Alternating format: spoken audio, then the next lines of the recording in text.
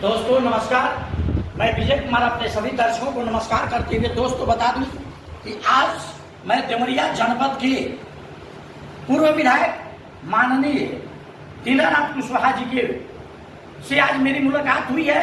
दोस्तों मैं अपने दर्शकों को बताने का प्रयास करूंगा कि ये इनके बारे में आप जानते हैं, जनता के बीच में कितना संघर्ष किए। इनकी इस संघर्ष को कोई छुपा नहीं पाया, छुप भी नहीं पाए। इतना इन्होंने अपने संघर्ष के बल पर इस देवरिया की जनता एक बार नहीं दो बार विधायक बनाई। और सबसे मुख्य बात यह है कि इन्होंने अपने जिस गरीबी स्थिति से उठ करके, जमीन से उठ करके और बड़े मंजिल तक इन्होंने प्रवेश किया। बड़े मंजिल तक का सफर इनका रहा जीवन का। इस तरह के विधायक, इस प्रकार के नेता का हमारे चैनल की तरफ से बहुत बहुत धन्यवाद। विशेष बातें मैं विधायक जी के माध्यम से आप तक भेजने का प्रयास कर रहा हूँ। बने रहिए हमारे खबर के साथ। Video editor Deoria. विधायक जी, हम लोग के चैनल में पहले तो आपका बहुत बहुत स्वागत है सर। आपके चैनल को मैं धन्यवाद देता हूँ। हाँ आप आए हमारे यहाँ। सर, एक चीज हम जान लेना चाहेंगे, 2027 का चुनाव बहुत करीब आ चुका है। सभी पार्टियां अपनी ताकत लगा रही है, फोकस कर रही है विकास के मुद्दे को लेकर के।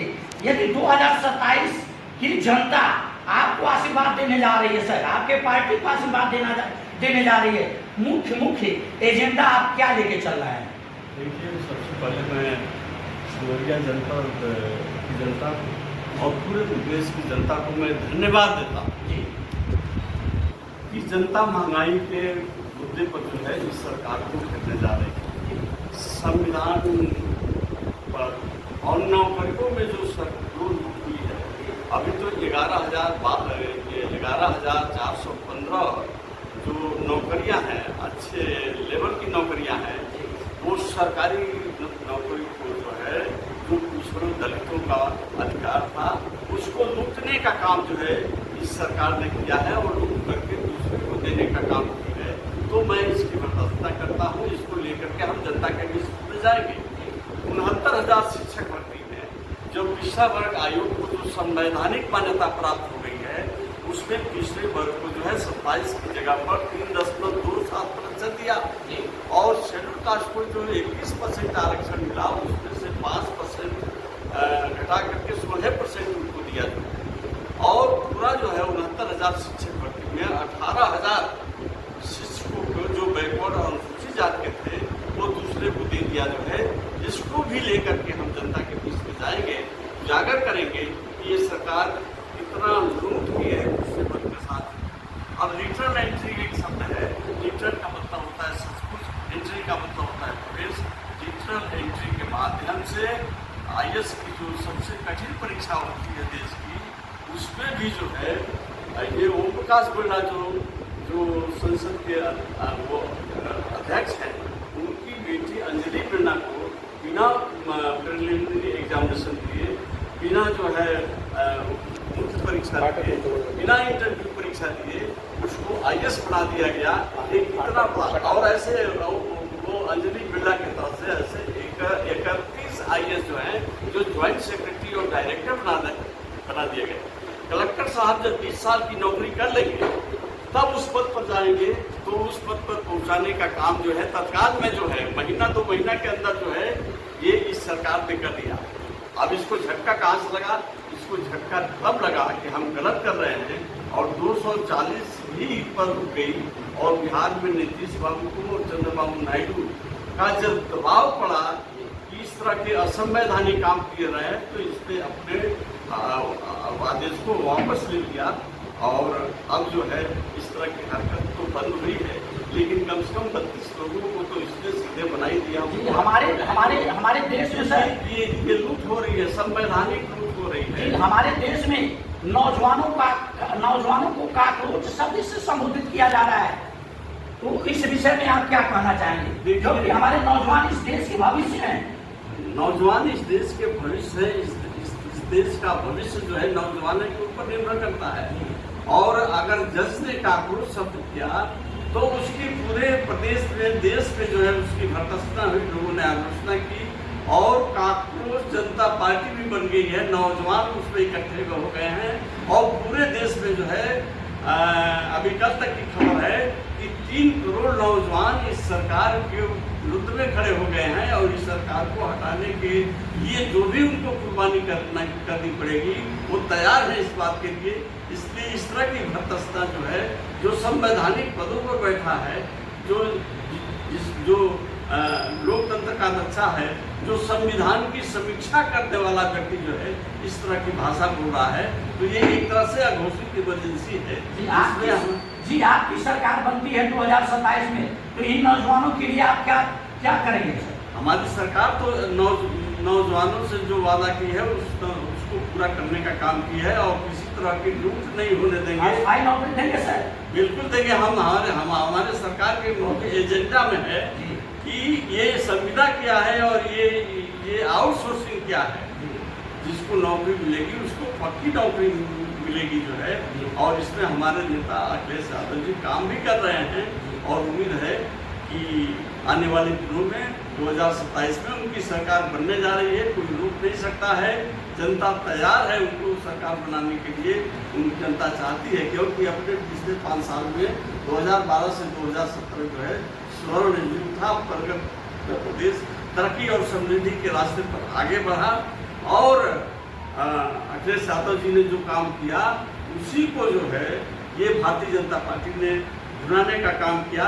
जैसे आप मान लीजिए कि जो एकाना वो स्टेडियम बना जो है वो वर्ल्ड लेवल का टॉप क्लास का लखनऊ में बना जो है, पूर्वांचल वो एक्सप्रेस जो है बनाने का काम अखिलेश यादव ने किया। सड़कों को जो है 4 लेन करने का काम देवरिया से सलीमपुर अखिलेश यादव ने किया। इस सरकार बम्बई उठ रही है दूसरे के लिए काम पर। लखनऊ के अंदर जो मेट्रो बना वो अखिलेश यादव की देर है। तो इस तरह के इस निगमी सरकार की जितनी भर्त्सना की जाए वो कम। जी सर, एक चीज और हम जान लेना चाहेंगे, जैसे अदिति यादव जो हमारे पूर्व मुख्यमंत्री माननीय अखिलेश यादव जी की बेटी, वह अखिलेश यादव जी की बेटी नहीं बल्कि इस पूरे भारत वर्ष की वो बेटी है, लेकिन एक बेटी के ऊपर अभद्र टिप्पणियां करना हमारे समाज के लिए कहाँ ले जा रहा है? हमारा समाज, आखिर हमारा समाज कहाँ जा रहा है सर? जिसने भी ये काम किया है, अब उसके बारे में हम क्या जाए। हमारे मित्र जोगिंदर कुशवाहा यहाँ बैठे हुए हैं, कल उन्होंने वो डाला था, उसको पढ़ करके बड़ा उसको दुख हुआ। और अखिलेश यादव की बेटी के साथ हुआ, हमारी बेटी के साथ भी हो सकता है। बेटी बेटी होती है और अखिलेश यादव की बेटी सबकी बेटी है और सत्ता पक्ष के लोग भी इस बात की भर्त्सना कर रहे हैं। लेकिन अभी जोगी जी आए थे पिछले 22 तारीख को, उन्होंने कहा कि हमारे प्रदेश में बेटियों को छोड़ने वाले के लिए अगले चौराहे पर जमराज बैठे हुए हैं, लेकिन इस समय उनकी आवाज नहीं आ रही है। तो वो अपना काम करना चाहिए। अगर अखिलेश यादव जी की बेटी के साथ इस तरह का कृत्य हुआ है तो इस प्रदेश का मुख्यमंत्री जो है को भर्त्सना तो कम से कम करना चाहिए। जनता के बीच में बोलना चाहिए कि ये गलत बात है, उसको पकड़ करके उसको जेल भेजना चाहिए, उसको फांसी पर लटकाना चाहिए जो है जो ऐसा काम किया है। अखिलेश यादव की बेटी हमारी भी बेटी है, हम सबकी बेटी है जो है, वो प्रदेश की जनता सबकी बेटी है। और ऐसे मासूम बेटी के ऊपर जो है इस तरह का टिप्पणी करना ये मानवता हिल जा रही है। ऐसा कृत्य मैंने अपने जीवन में, अपने सार्वजनिक जीवन में मैंने कहीं नहीं देखा जो है। मैं इसकी घोर निंदा करता हूँ। और ये पद जो है ये हम लोग कहेंगे किसी मान अखिलेश यादव जी घर के अंदर इतनी क्षमता है कि अभी तक वो कुछ बोले नहीं तो उनके पास हजारों नहीं, लाखों नहीं, करोड़ों कार्यकर्ता है जो उसकी जुबान खींच लेंगे जो है। मैं इसी घोर निंदा करते हुए सर अंतिम सवाल होगा एक आपसे, जिससे 2027 आपने विधानसभा का 2 बार सेवा कर चुका है, क्या दीनानाथ कुशवाहा जी को एक बार पुनः मौका मिलने जा रहा है सर? देखिए, हमारे नेता अखिलेश यादव जी हमको है और उन्होंने भाषण कराया, काफी सम्मान दिया। जो सम्मान उन्होंने दिया वो बहुत बड़ा सम्मान था। और उसके पहले भी हम उनसे दिल्ली में मिले थे, कहा कि उन्होंने हमारी भी मांग है, हमारी जहाँ जन्मभूमि है, कर्म भूमि है, रामपुर का ठाना, वहाँ से हम भी दावेदार हैं। टिकट मिलेगा तो ठीक है, नहीं मिलेगा तो भी कोई बात नहीं है। हम पार्टी की सेवा में हैं और सेवा में लगे रहेंगे। बहुत बहुत धन्यवाद। अब मैं अपने दर्शकों को बता दूं कि एक हमारे विधायक जी के बगल में एक मजदूर सभा के पदाधिकारी जिलाध्यक्ष जी बैठे हुए हैं। निश्चित तौर पे ये मजदूर की आवाज, हमारे किसानों की आवाज, हमारे दबे कुचलों की आवाज को बुलंद करते रहते हैं। इनसे आपकी मुलाकात करवाते हैं। बहुत बहुत धन्यवाद सर। हम लोग के चैनल में आपकी सर गवर्नमेंट बनती है तो हमारे जो किसान हैं, किसानों को क्या सुविधा देने जा रहे हैं? माननीय, पहले तो मैं आपके चैनल को धन्यवाद देना चाहता हूँ। रह गई सरकार बनने की, यदि हमारी सरकार बनती है तो पहली प्राथमिकता हमारा मजदूरों और किसानों का है, क्योंकि जो इस समय जो इस शासन काल में मजदूरों और किसानों का शोषण हो रहा है, उतना शोषण किसी भी सरकार के में नहीं हुआ था।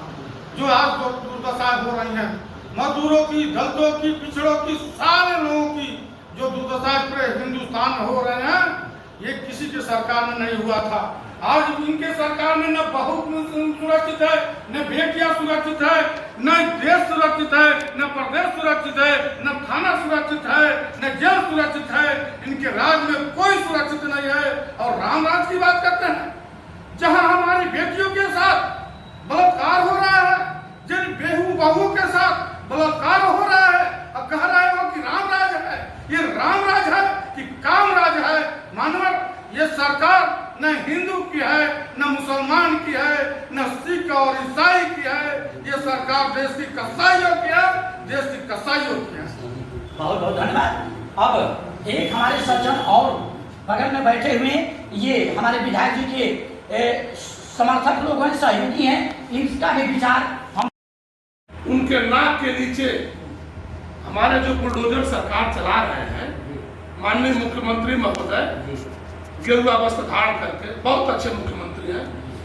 खड्डा में गए कहे कि मैं चीनी मिल चलवा दूंगा, देवरिया में कहे चलवा दूँ। सारी मिलें आपके सामने चल रही है, सुचारू रूप से संचालित है, कहीं कोई दो राय नहीं है।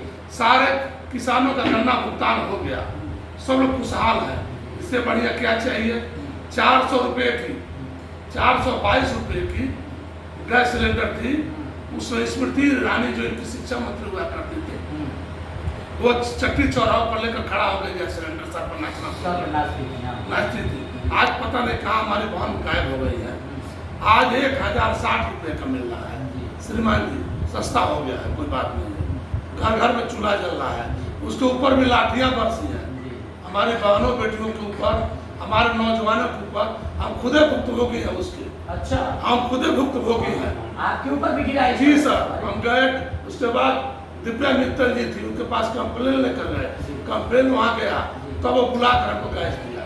अच्छा, यह हम भुक्तभोगी हैं। हम इस सरकार की बुराई नहीं कर रहे हैं, इसकी बड़ाई कर रहे हैं, प्रशंसा कर रहे हैं। रही बेटी बात बेटी की, हमको नहीं लग रहा है कि जब पूर्व मुख्यमंत्री की बेटी सुरक्षित नहीं है तो हमारी और आपकी बहन बेटी कहाँ सुरक्षित रह पाएगी? अभी तक यह मूर्ख मुख्यमंत्री यह बयान नहीं दे पाया कि कौन इतना गंदा हरकत कर रहा है एक बेटी के ऊपर। इनसे क्या हम उम्मीद रख सकते हैं? हमारी बहन बेटी कैसे सुरक्षित रह सकती है? जब एक पूर्व मुख्यमंत्री की बेटी नहीं सुरक्षित हो सकती है तो हमारी बहन बेटी कैसे सुरक्षित रह सकती है? कौन सी उम्मीद की जाए, कौन सी कल्पना की जाए? आपकी गवर्नमेंट आती है तो सर, जितने मुद्दे पर आपने बात कर दिया, आपकी गवर्नमेंट आती है तो क्या इससे कुछ हटके करेंगे? बहुत कुछ हमने किया है।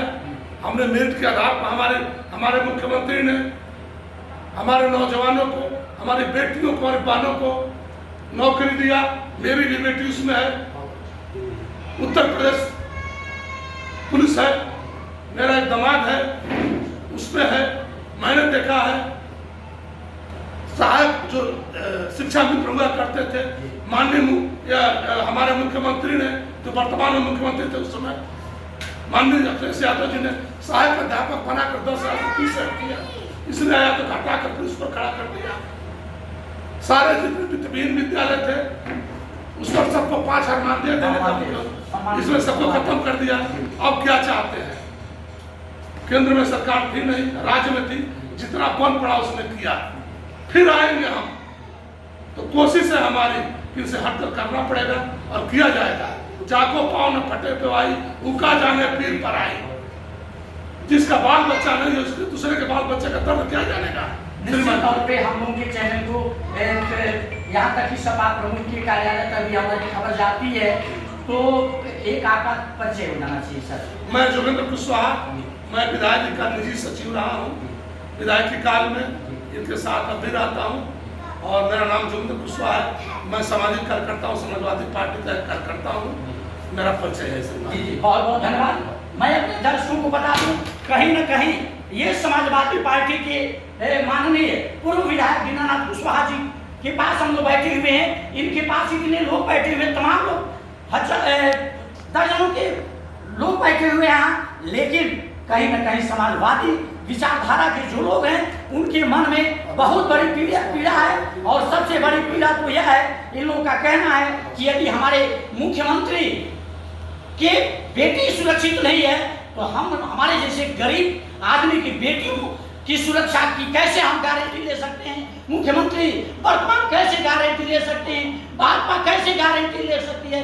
निश्चित तौर पे यह न्याय होना चाहिए। और जो भी हमारी बहन बेटियां हमारे देश में अगर झूठा इस प्रकार का ब्लेम लगाया जाता है और लगाने वाला जो भी इस तरह का है उसको कड़ी से कड़ी सजा मिलनी चाहिए, ताकि एक सबक बने और पुनः हमारा जो प्रदेश है उत्तर प्रदेश स्वर्णिम अक्षरों में लिखा जाए। जय हिंद, जय भारत।